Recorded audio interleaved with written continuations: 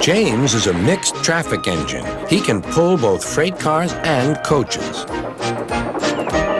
He's proud of his smart red paint, and so is his driver.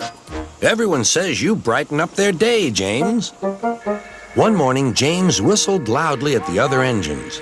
"Look at me. I am the smartest, most useful engine on the line." "Rubbish," replied Thomas. "We're all useful. Sir Topham Hatt says so, and he's head of the whole railway." "You know what, James?" added Percy. "What?" replied James. "You're getting all puffed up." James huffed away. Later, he was still boasting. "I'm the pride of the line." "I saw you pulling freight cars," snorted Gordon. "You're only a goods engine." "I pull coaches, too." "Not as much as I do." "But Sir Topham Hatt has plans for me." James was only making this up, but Gordon believed him. "What plans?" Wait and see." "Oh dear," he thought. "Now what'll I do?" Thomas was shunting shining new coaches. "Good morning, James." "Are those coaches for me?" asked James hopefully. "No, these are for Gordon's Express. I'll fetch your freight cars next."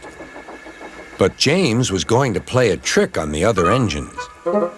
"Actually, Thomas, I'm taking the coaches. Sir Topham Hatt asked me to tell you." "What about the cars?" asked Thomas. Give them to Gordon." "Come on, Thomas," said his driver. "Orders are orders."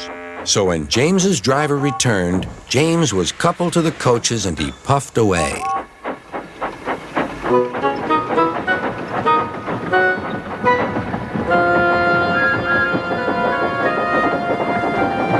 Thomas returned with the freight cars, and a few minutes later, Gordon arrived.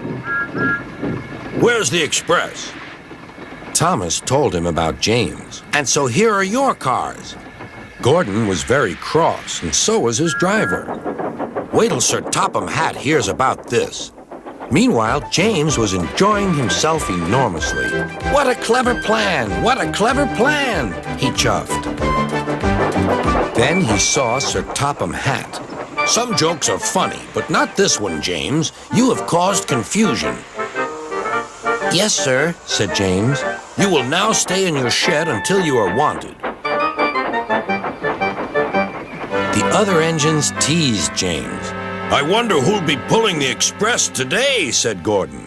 "I expect it'll be you," replied Henry. "James is stuck in the shed for being silly." James felt sad. Next morning, he went back to work. "Hello," whistled Thomas. "Good to see you out and about again." "I'm sorry I tricked you," said James. "Are these my cars?" "Yes," replied Thomas kindly. "They are pleased to have you back." James set off to the harbor with his train of freight cars. He bustled about all day, pushing and pulling them into place.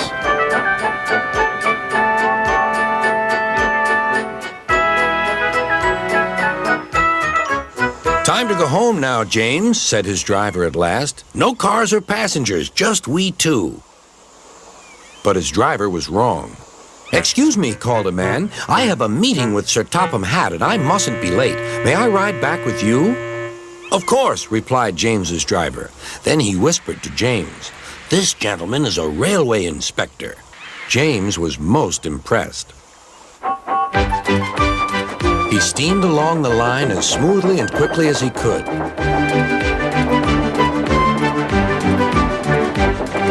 Sir Topham Hatt was waiting on the platform, and the railway inspector greeted him warmly. "This clever engine gave me a splendid ride. You must be proud of him." "Yes, indeed. Once again, you are a really useful engine."